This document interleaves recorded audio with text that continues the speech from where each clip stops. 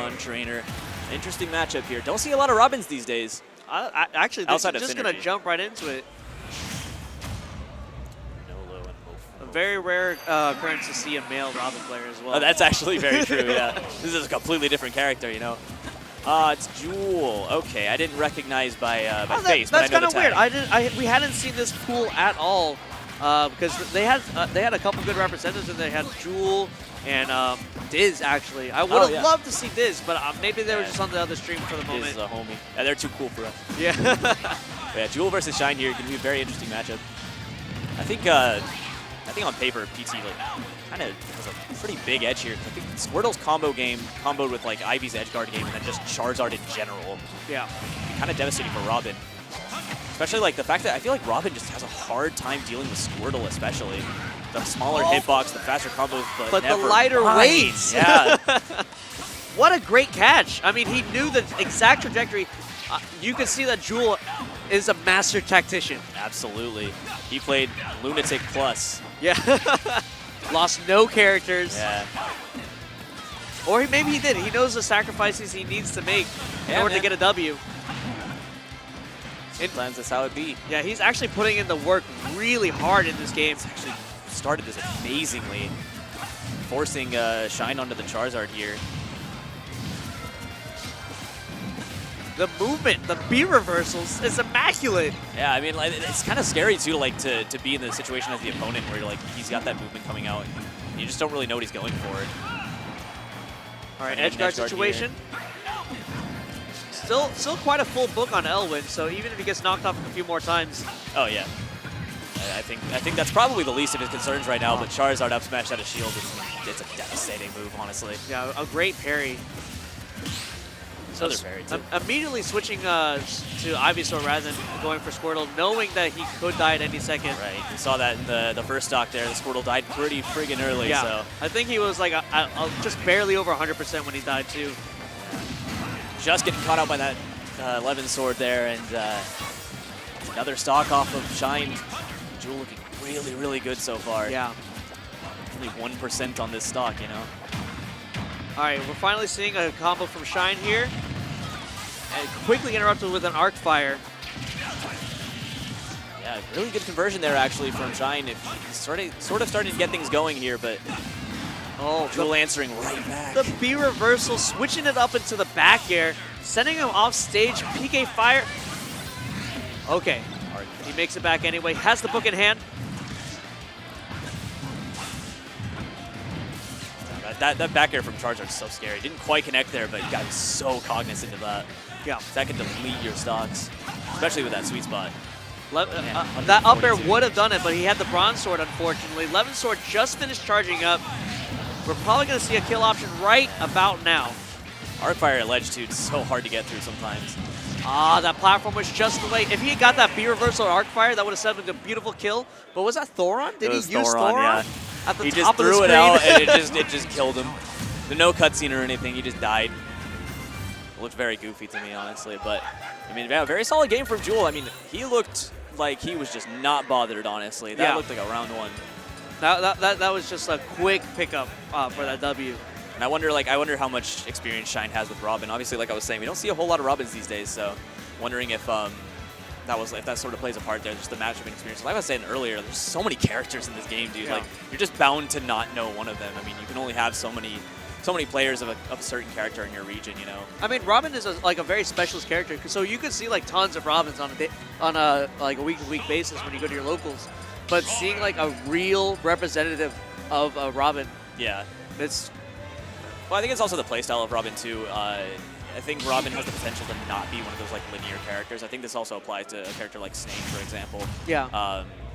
Seeing the Lucas counterpick actually from Shine, which I think is actually a lot better for him, to be honest. I think Lucas deals with this character very well. Yeah, has a lot more. Oh, almost got the triple Arc Fire chain going up, but definitely has the magnet to kind of suppress the projectile game a bit. The edge guarding game too from Lucas is incredible. Actually infuriating sometimes, to be honest. Like, so many options, and you have to be prepared for all of them. That down air, not quite taking him down, and that was a scary situation to be in. But for sure, like Lucas doesn't have like he might not knock off Robin immediately, but since Robin's recovery is actually a resource, as long as Lucas keeps on that pressure at ledge, he could take the stocks. Yeah, but that was a very early kill in the end from Juuuuul, and Shine's still not quite getting a whole lot going here, and Juuuul's starting to get that extra damage off, you know? Yeah, Shine did not get a punish off that missed Nosferatu. Scary situation there, but getting that magnet hitbox actually could have been big for him. Not quite landing that forward air, but great F-tilt at ledge. Quite getting his kill, though. That is a dead Robin. Oh, that was very smart. He was burning his book so that it could start recharging as he was recovering. Ah, very smart. Oh, wow. Getting popped up, actually, by that. Does make that back. It's a scary situation because sometimes especially on the Animal Crossing stages, the recovery of Ness and Lucas can get kind of messed up. I don't know if it's as bad for Lucas, but definitely for Ness. Wow, what a pickup! What a back air that was from Shine. Suddenly reversing the momentum here. Now he has the lead. It's like a big moment for him. Could completely change the game for him. Nice tether there to get back. Definitely helping out, I think, against that arc fire at ledge. Has to sort of start get something going here, but he can definitely keep his keep away from Robin. I have to say, I don't think I've seen him throw out a PK fire a single time, and I wonder if he's just scared of overcommitting to it. Getting caught out there though by the arc fire at the ledge. That 11 sword had just finished recharging too. Yeah, kind of bad timing for Shine, to be honest. But yeah, starting something off here actually. I mean, great knowledge and awareness by Juuuuul to know exactly when 11 sword is going to be back online. So he's going to play more patiently until those last few seconds. Back throw, though, getting him off stage, and this is where Lucas will excel, but that Levin sword actually sort of interrupting him. That PK fire almost did catch him like really close to the blast zone, too, so it could have been it had it landed.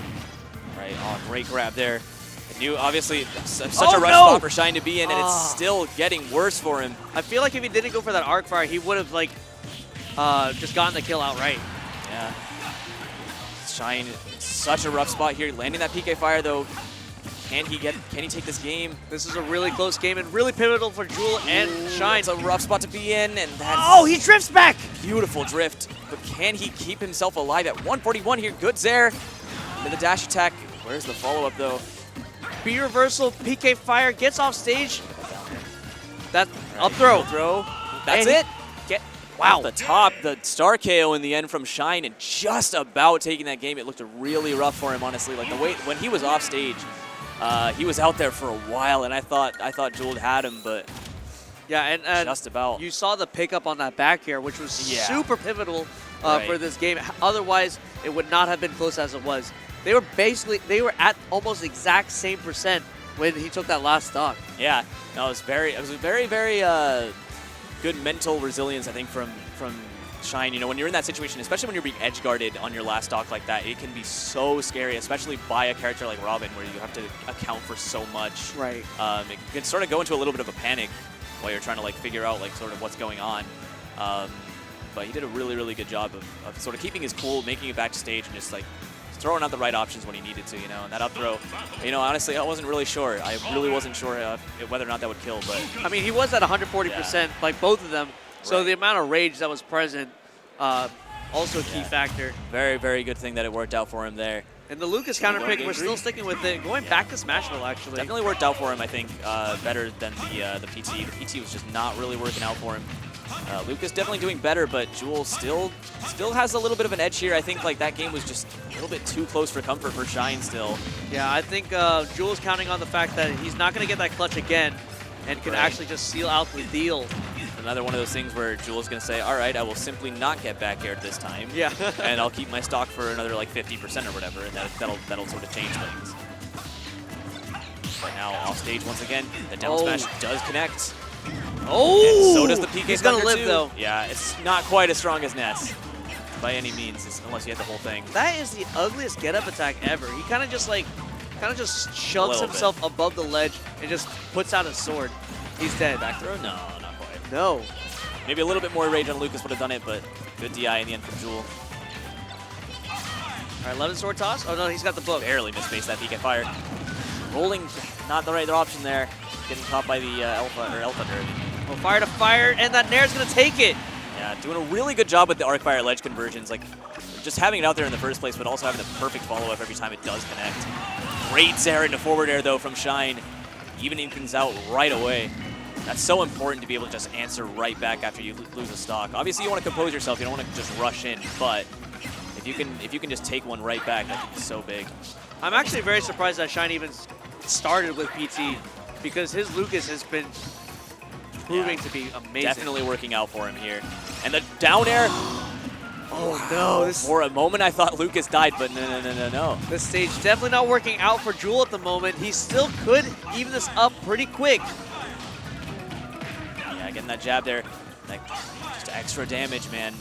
And also got to take into account the fact that Shine can absorb a lot of these projectiles. Hasn't been doing it too much, but it is absolutely a factor. He's been absorbing it with his face. Yeah, that's the problem. But either way, he's still getting this damage off and has another stock to work with despite dying to that up air. Yeah, nice, very clean platform drop up air. Yeah, last stock situation here now, and that's scary for both players, man. Yeah, Shine's been doing great at this clutch factor, but Juuuuul just is such a consistent Robin. Yeah, man. And Nosferatu into Thoron was very big damage, though, for Juuuuul, and kind of negating a little bit of that extra credit that Shine had got on by recovering. It's just looking so even right now, so tense, too. Like, another one of those situations where overcommitting could be the difference. Off stage, though, and this is where Lucas does excel, like I said. Yeah, he's just chilling on the ledge just a little bit, getting that extra, like, 0.5 seconds to charge up that Levin Sword. Yeah, definitely important for him, you know. He definitely wants to have all of his bases covered, have all of his spells available to him, because or his tomes available to him, because that could be a huge factor. He is nearing that percent where it's going to be really important to have all his tools necessary to get the stock off Lucas. Another nair there. Shine really suffocating Juuuuul at the moment. Yeah, but still the percents are looking so even, and now Juuuuul with the lead. And Shine in the disadvantage. Taking it back with the air dodge. Good Zare once again. Nice Not tech. quite landing that one. It was a really nice tech and like immediately dash out to avoid that grab. Overcommitted with that forward smash, I think. Punish wasn't as big as I thought it might be, but he can still live. Once again.